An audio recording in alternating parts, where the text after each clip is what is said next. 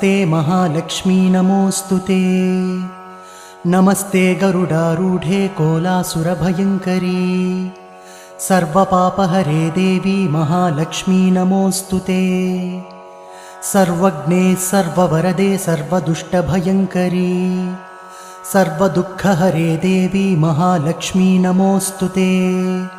सिद्धिबुद्धिप्रदे देवी भुक्तिमुक्तिप्रदायिनी, मन्त्रपूते सदा देवी महालक्ष्मी नमोऽस्तुते। आद्यन्तरहिते देवी आदिशक्तिमहेश्वरी, योगज्ञे योगसम्भूते महालक्ष्मी नमोऽस्तुते।